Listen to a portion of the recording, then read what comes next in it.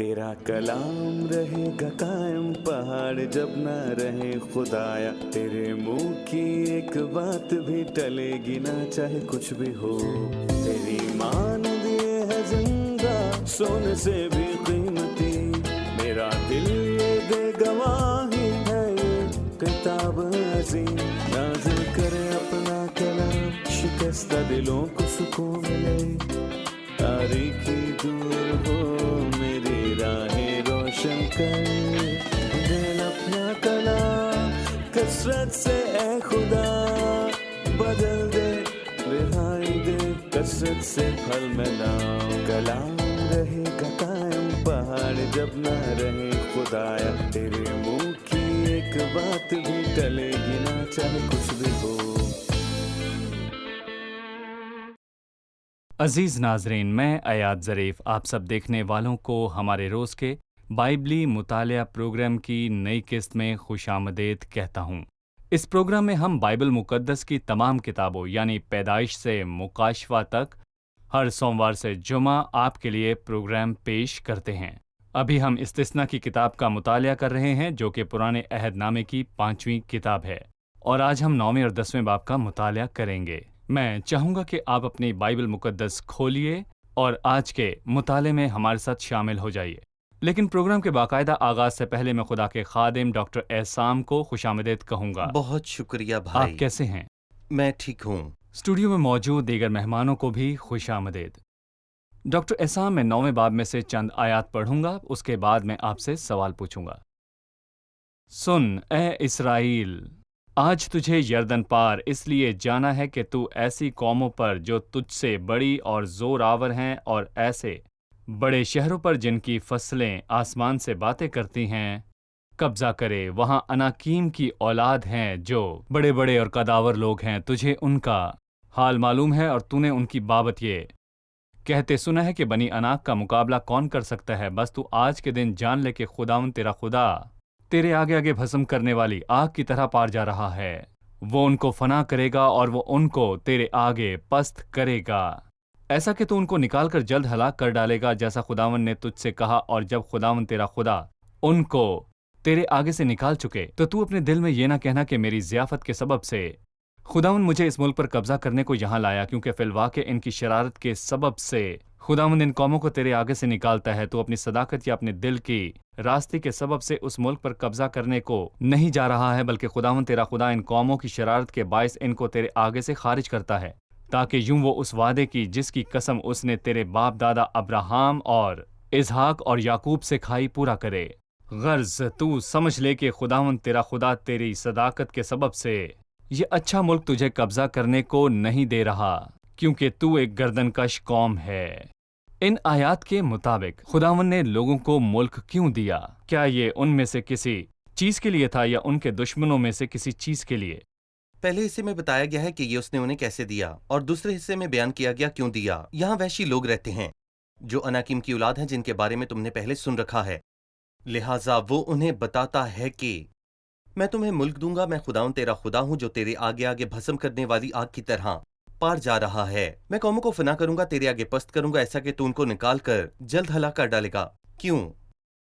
क्योंकि खुदा इंसानी दिल के रुझान को जानता है। जिस शख्स को इज्जत मिलती है हम उसके बारे में आमतौर पर कहते हैं वो अच्छा शख्स है और खुदा से इज्जत लेने का मुस्तहिक है। और जहां तक उस शख्स का ताल्लुक है जो तकलीफ सह रहा है कि उससे खुदा नाराज है। जी, खुदा उससे नाराज है। ये इंसानी सोच बहुत अजीब है, लेकिन खुदावंद बताता है ऐसा बिल्कुल नहीं। वो उन्हें बताता है ये तुम्हारी सदाकत के सबब से नहीं। फिर 5वीं आयत के आखिर में दोहराता है तो अपनी सदाकत के सबब से नहीं। और 6ठी आयत के आखिर में खुदावंद तेरा खुदा सदाकत के सबब से तुझे ये दे रहा है। लिहाजा ये तुम्हारी किसी अच्छी चीज के सबब से नहीं, तो फिर वो ऐसा क्यों कर रहा है? बल्कि खुदावंद तेरा खुदा कौमों की शरारत के बाइस इनको तेरे सामने से खारिज करता है। अहम बात यह है कि खुदावंद उनको निकालना चाहता है, बस उसके लोग एक जरिया हैं जिनको वो इन कौमों की बदकारी के एक लिए फौजी जो इस्तेमाल सजाएं करता सुनाता है। है। बिल्कुल। लेकिन एक और चीज है जिसकी वजह से मैं उनको वहां से निकाल दूंगा। लेकिन मैं वहां क्यों रहूंगा, क्यों कब्जा करूंगा? मैंने तुम्हारे बाप दादा से वादा किया था। यहाँ 2 अवामिल हैं।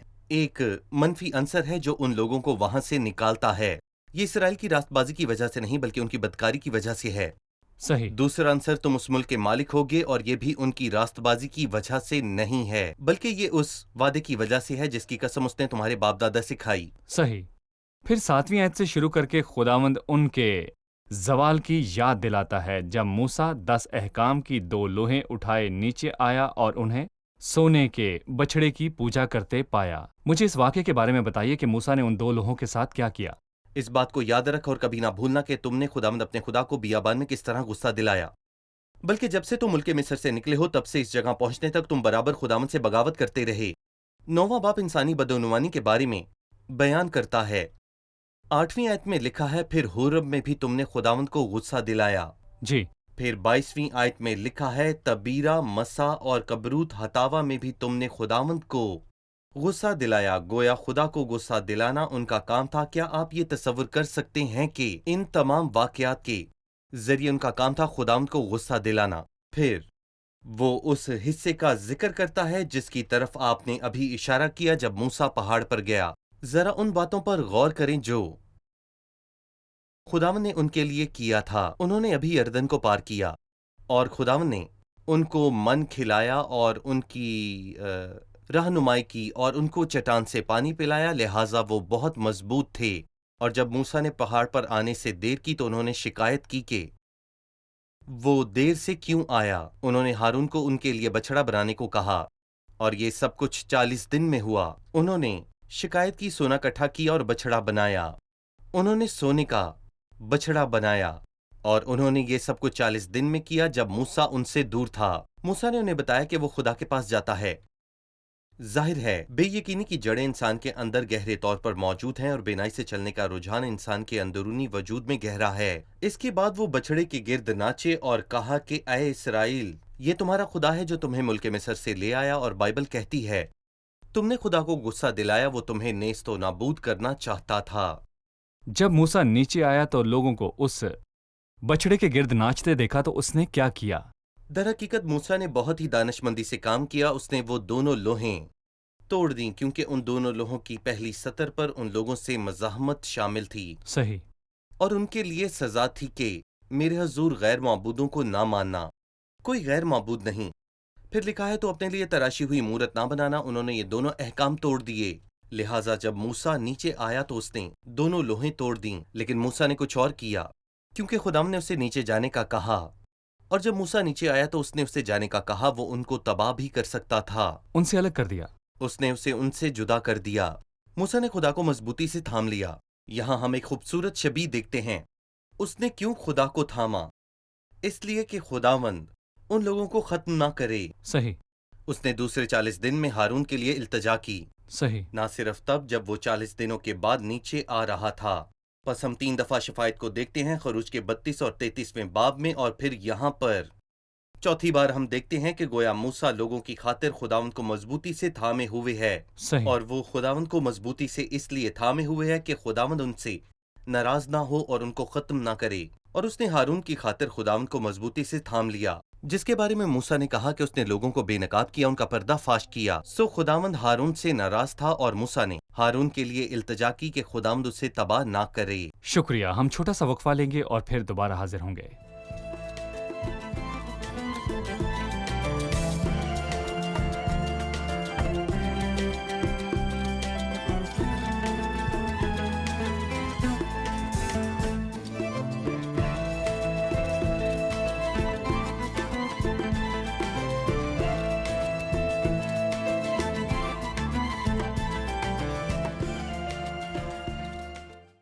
پچیسویں آیت میں ہم پڑھتے ہیں کہ موسیٰ نے 40 دن اور 40 رات خداوند کے حضور ہارون اور لوگوں کی شفایت کے لیے اوندھا پڑا رہا۔ لہٰذا اس شفایت سے کیا مراد ہے؟ ڈاکٹر عصام، اس شفایت میں ہم کیا دیکھتے ہیں؟ پہلے حصے میں بھی یہی الفاظ کہے گئے ہیں، 40 دنوں میں خداوند نے، اور 18ویں آیت میں لکھا ہے، میں پہلے کی طرح 40 دن اور 40 رات خداوند کے آگے اوندھے منہ پڑا رہا۔ میں نے نہ روٹی کھائی نہ پانی پیا کیونکہ تم سے بڑا گناہ سرزد ہوا تھا، اور خداوند کو غصہ دلانے کے لیے تم نے وہ کام کیا جو اس کی نظر میں برا تھا، اور میں خداوند کے قہر اور غضب سے ڈر رہا تھا کیونکہ وہ تم سے ناراض ہو کر تم کو نیست و نابود کرنے کو تھا۔ یہ بات واضح ہے کہ موسیٰ نے اس گناہ سے خدا کو بہت ناراض پایا۔ در حقیقت یہ ظاہر کرتا ہے کہ موسیٰ کا دل خدا کے جیسا تھا۔ موسیٰ بہترین خصوصیات کا مالک تھا، بے شک اس کا دل خدا جیسا تھا، اور وہ جانتا تھا کہ یہ لوگ خدا کے لیے قیمتی ہیں۔ اسی لیے موسیٰ کا خدا کو پکڑے رہنا بہت ہی زبردست اور غیر معمولی تھا۔ اور جیسا کہ میں نے بہت دفعہ حوالہ دیا، موسیٰ نے خداوند کے سامنے شفاعت کی۔ اس نے خداوند سے شفاعت کی کہ وہ انہیں تباہ نہ کرے، اور خداوند نے اس سے کہا کہ میں تجھ سے بہترین قوم بناؤں گا۔ جی۔ اس نے شفاعت کی اور خداوند ان کے درمیان چلتا رہا، اور خداوند نے قبول کر لیا کہ وہ ان کو تباہ نہیں کرے گا، اور انہوں نے کہا کہ وہ ان کے درمیان چلتا نہیں رہے گا، وہ اپنے فرشتوں کو بھیجے گا۔ اس نے شفاعت کی کہ اپنے فرشتے نہ بھیج بلکہ خود ان کے درمیان چل۔ اور یہاں کلام کہتا ہے کہ وہ 40 دن تک اوپر پہاڑ پر تھا، اور وہ خدا سے شفاعت کر رہا تھا کہ وہ خداوند سے ان لوگوں کی حمایت کرے، اور اس کے علاوہ وہ ہارون سے بھی ناراض نہ ہو۔ شکریہ ڈاکٹر احسام۔ اب میں 10ویں باب کی طرف بڑھوں گا اور میں اس کی چند آیات پڑھنے کے بعد آپ سے سوال پوچھوں گا۔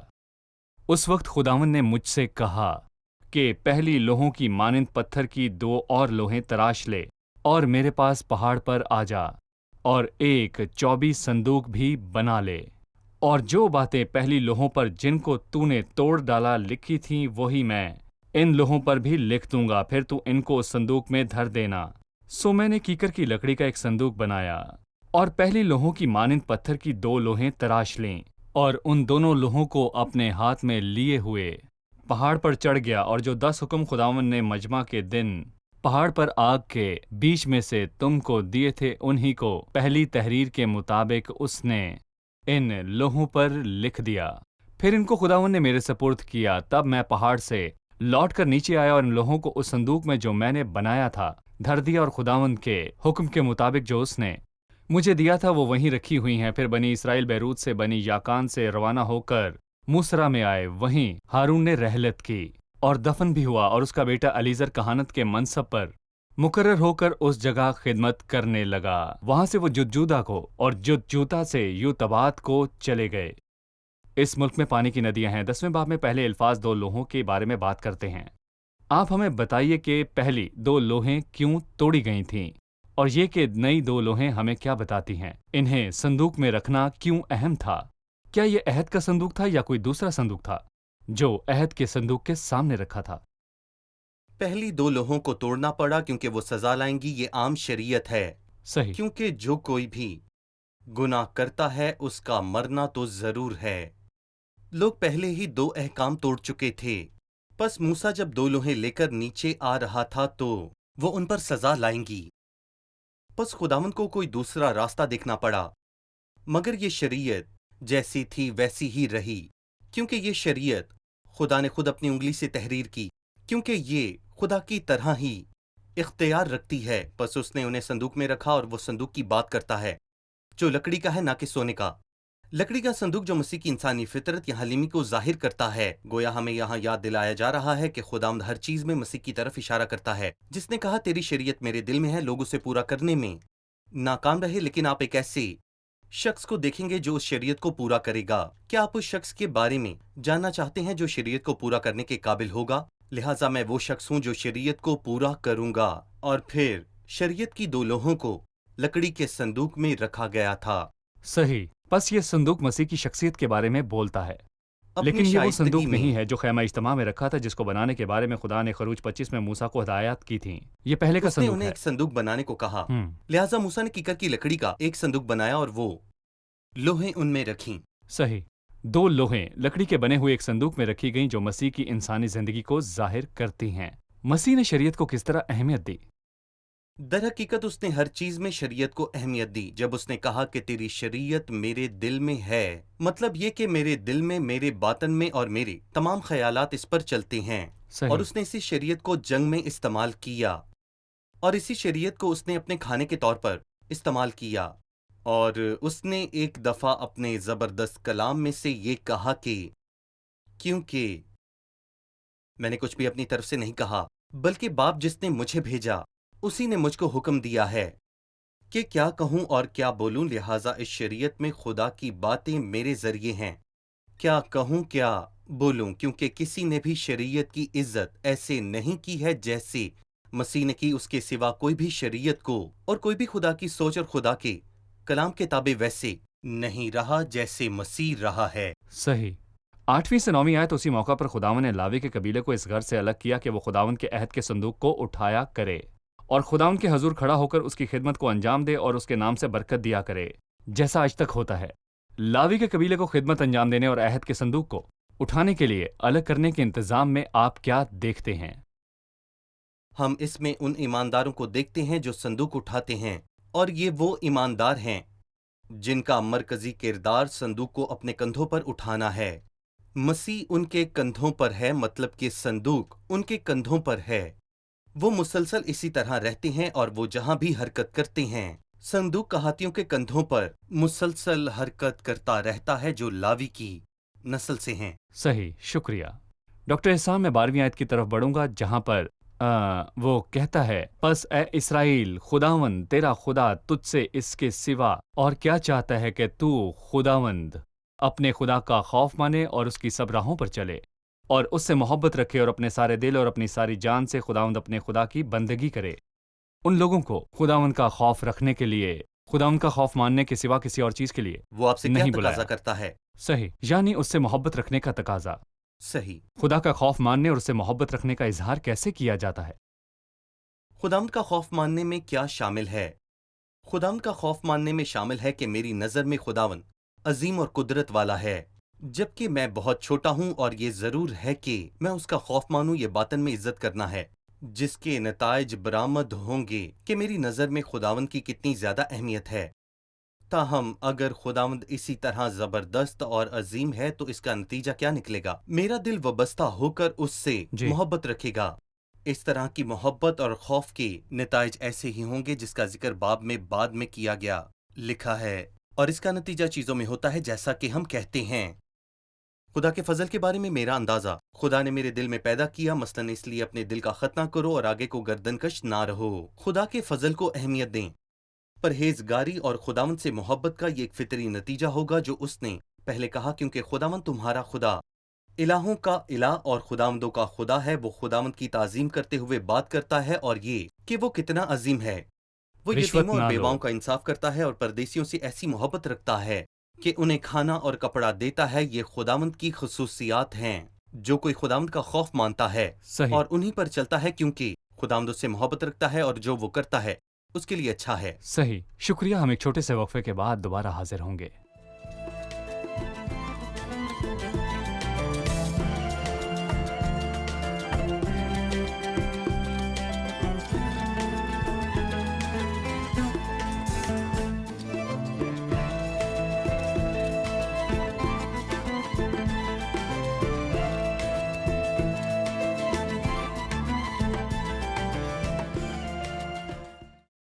आयत 13 में, और खुदावन के जो अहकाम और आइन आज मैं तुझको बताता हूँ उन पर अमल करे ताकि तेरी खैर हो।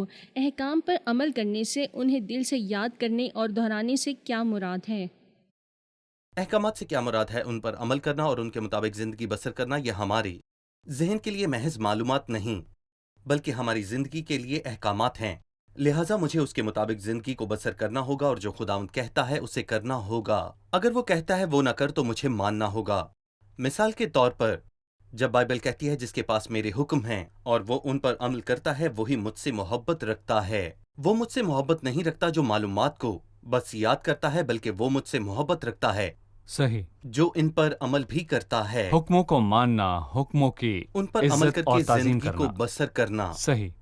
17वीं आयत में खुदावंद के बारे में जो कुछ कहा गया, क्योंकि खुदावंद तुम्हारा खुदा इलाहों का इलाह, खुदावंदों का खुदा है। वो बुजुर्गवार, कादिर और मुहीब खुदा है। खुदा के बारे में सबसे पहले मालूम है, जो रू रियायत नहीं करता, लेकिन इसके बाद लिखा है ना रिश्वत लेना।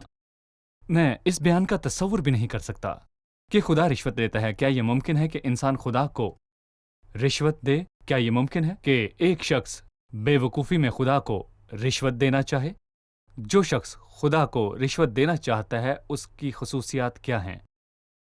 आपको हैरान करने वाली बात बहुत ही मशहूर और आम बात है। कैसे?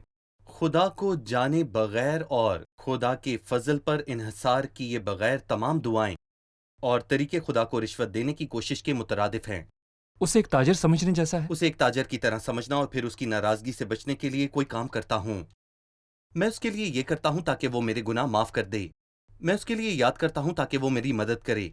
یہاں تک کہ بعض اوقات کچھ لوگ یہ سمجھتے ہیں کہ خدا ان کا مقروض ہے اور یقین رکھتے ہیں کہ اسے گناہ معاف کرنے ہوں گے، اور اس سے بڑھ کر جب وہ کچھ حاصل کرتے ہیں. گویا کیلکولیٹر کے ذریعے حساب کتاب کرنا.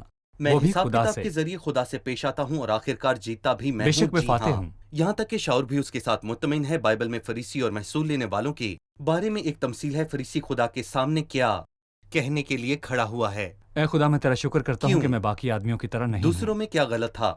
میں کیا کرتا ہوں؟ میں بہت اچھا سودا کرتا ہوں. میں تجھے رشوت دیتا ہوں اور میں ہفتے میں 2 بار روزہ رکھتا ہوں. میں اپنی ساری آمدنی پر 10% دیتا ہوں. میں دعا کرتا ہوں. میں بہت اچھا ہوں. میں یہ کرتا ہوں. میں وہ کرتا ہوں. در حقیقت یہاں بہت ساری دعائیں اور روزے رشوت کی طرح ہیں، لیکن شاید ایک شخص اپنے ذہن میں اس طرح نہیں سوچتا. لیکن یہ خدا کو رشوت دینے کے سوا کچھ نہیں. تاہم وہ ہماری مدد کرے یا پھر اس کی ناراضگی سے بچنے کے لیے، یا یہ سب کچھ اس سے برکت حاصل کرنے کے لیے کیا جاتا ہے. یہ بہت ہی ڈرا دینے والی بات ہے. جیسا کہ ڈاکٹر احسام، دعائیں بعض اوقات خدا کو رشوت دینے کے برابر ہوتی ہیں، محسوس نہیں کرتے. اور روزے خدا کو رشوت دینا ہو سکتے ہیں، اور دعائیں اور خیرات خدا کو رشوت دینے کے برابر ہیں. گویا میں خدا کو کہہ رہا ہوں، مجھ میں جو تیرا حق ہے وہ لے، اور میرا جو تجھ میں ہے مجھے دے. جو تیرے پاس ہے وہ میں چاہتا ہوں. گویا میں خدا کے ساتھ لین دین کے ذریعے صحیح پیش آ رہا ہوں. صحیح کہا. تو مجھے یاد ہے، اس لیے یہ لے. یہ دونوں طریقوں سے غلط ہے. آپ نے غور کیا یہ کم یا زیادہ دینے کا مسئلہ ایوب نہیں نے ہے. خدا سے کہا، میں نے تجھے دیا، تو نے بدلے میں مجھے کیا دیا؟ خدا نے بالکل. ایوب پر مصیبت بھیجی، وہ پریشان ہوا، اور وہ یہ توقع نہیں کر رہا تھا کہ بدلے میں خدا اسے دکھ دے ہاں گا. میں بہت ہی برا ہوں اور تو مجھ سے ایسا کیوں کر رہا ہے؟ تو جانتا ہے کہ یہ مذہب ہے اور مذہب اسی طرح ہی کام کرتا ہے، اور مذہب وہی ہے جو مجھے خدا کے لیے کرنا پڑتا ہے. میں دعا کو فرض سمجھتا ہوں جو مجھ پر لاگو کی گئی ہے، جسے مجھے پورا کرنا ہے، اور اگر میں ناکام ہوتا ہوں تو پھر میرے اور خدا کے درمیان مسئلہ پیدا ہو جائے گا. میں پورا کروں گا. میں اسے خدا کی محبت کی وجہ سے نہیں. پورا کرنے نہیں جا رہا، رشوت. بلکہ یہ میرا فرض ہے. اور اسے دینے کے بعد جب میرے نکات پورے ہو جاتے ہیں تو بالکل. پھر میں اسے وہ دینے کو صحیح. کہتا ہوں جو اس کے پاس ہے. لہٰذا خدا رشوت کو قبول نہیں کرتا. خدا کا یہ طریقہ نہیں ہے. دوسرے خداؤں کو شاید آپ رشوت پیش کر سکتے ہیں، لیکن وہ رشوت کے طور پر کی گئی عبادت قبول نہیں کرتا. وہ یہاں بولتا ہے تو وہ ایسے تاثر کا استعمال کرتا ہے کہ وہ جانتا ہے کہ وہ انسانوں میں پائے جانے والے رجحان کی طرف اشارہ کرتا ہے، چاہے وہ اسے پہچانے یا نہیں. دراصل خدا کا یہی طریقہ ہے. وہ یہ جملہ کہتا ہے کیونکہ تم جانتے ہو کہ وہ روح رعایت نہیں کرتا. انسان طرفداری کرتے ہیں اور وہ اسے پسند نہیں کرتا. وہ دوسروں کو ترجیح دینا اور دوسروں سے ترجیح لینا پسند کرتے ہیں، جبکہ انسان لین دین کے اصولوں کی بنیاد پر پیش آتے ہیں. صحیح. وہ کہتا ہے وہ یتیم اور بیواؤں کا انصاف کرتا ہے اور پردیسی سے ایسی محبت رکھتا ہے کہ اسے کھانا اور کپڑا دیتا ہے. سو تم پردیسیوں سے محبت رکھنا کیونکہ تم بھی ملک مصر میں پردیسی تھے. پردیسیوں سے محبت کرنے کی 2 وجوہات ہیں. پہلی یہ کہ ہم بھی پردیسی تھے، بالکل اور خدا صحیح. خود بھی پردیسیوں سے محبت کرتا ہے. ہم اپنے دشمنوں سے کیوں محبت کرتے ہیں؟ خدا ان سے محبت رکھتا ہے. صحیح. یہ زبردست بات ہے کیونکہ کبھی ہم بھی دشمن تھے. ہم محبوب پیدا نہیں ہوئے. صحیح. مسیح پر ایمان لانے سے پہلے اور اسے قبول کرنے سے پہلے ہم گناہ میں پیدا ہوئے. ہم خدا کے دشمن تھے اور تقریباً تمام لوگوں کے بھی. صحیح. ہم ان لوگوں سے بہتر نہیں جن لوگوں کو دشمن کہا گیا، کیونکہ جب ہم گناہ گار تھے تو ان سے محبت کی امید رکھتے تھے، اور ایماندار در حقیقت ہم سے محبت کرتے تھے. ہمیں اس کی مانند بننا ہے جس سے ہم محبت کرتے ہیں. 20ویں آیت پر تبصرہ چاہتا ہوں. تو خداوند اپنے خدا کا خوف ماننا، اس کی بندگی کرنا اور اس سے لپٹے رہنا، اور اسی کے نام کی قسم کھانا. میں 21ویں آیت کی طرف بڑھوں گا. وہ تیری حمد ہے. اس سے کیا مراد ہے؟ خدا ہماری حمد کیسے ہو سکتا ہے؟ یہ خوبصورت بیان ہے. جو چیزیں قیمتی ہوتی ہیں ہم ہمیشہ اسے پسند کرتے ہیں، جو ہمارے لیے اہم ہے، جن سے ہم خوش ہوتے ہیں، اور جن چیزوں پر ہمیں فخر ہوتا ہے، اور ان کے مختلف پہلوؤں میں ہمارے خدا کا کیا حصہ ہے. اور خدا کہتا ہے جو چیزیں پہلے ہوئیں ان کا ایک خاص نتیجہ بن جائے گا.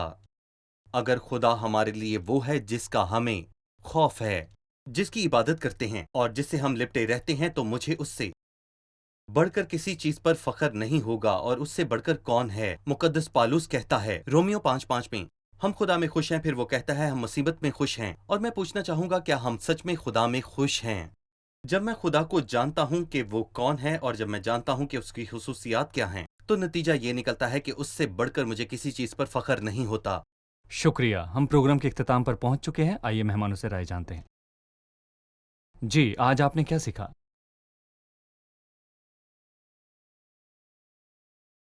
ہم نے دیکھا کہ موسیٰ نے لوگوں کے لیے کیسے شفاعت کی اور وہ خدا جیسا دل رکھتا تھا۔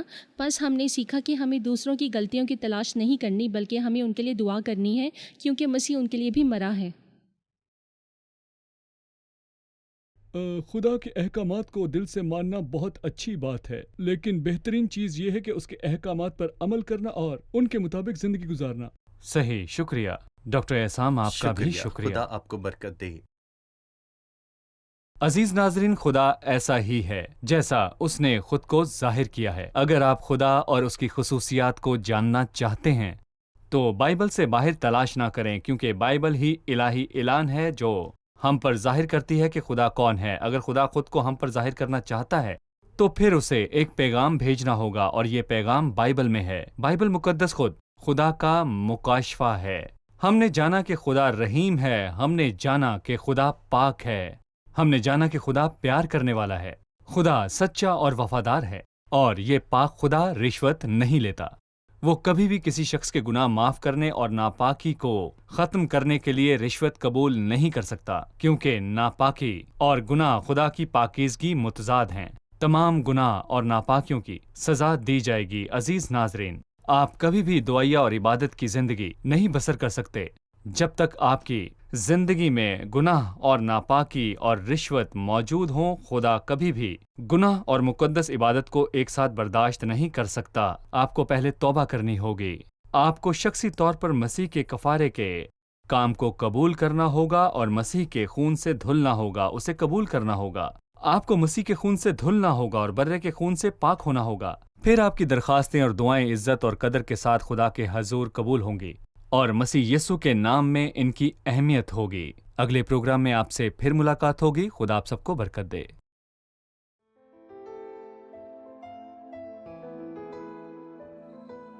تیرا کلام رہے گا قائم، پہاڑ جب نہ رہے خدایا، تیرے منہ کی ایک بات بھی ٹلے گی نہ، چاہے کچھ بھی ہو۔ تیری مانند یہ ہے زندہ، سونے سے بھی قیمتی، میرا دل یہ دے گواہی ہے، یہ کتاب عظیم نازل کرے اپنا کلام، شکستہ دلوں کو سکون ملے، تاریکی دور ہو میری راہیں روشن کر، دل اپنا کلام کثرت سے اے خدا بدل دے، رہائی دے کثرت سے پھل ملاؤ۔ کلام رہے گا قائم، پہاڑ جب نہ رہے خدایا، تیرے منہ کی ایک بات بھی ٹلے گی نہ، چاہے کچھ بھی ہو۔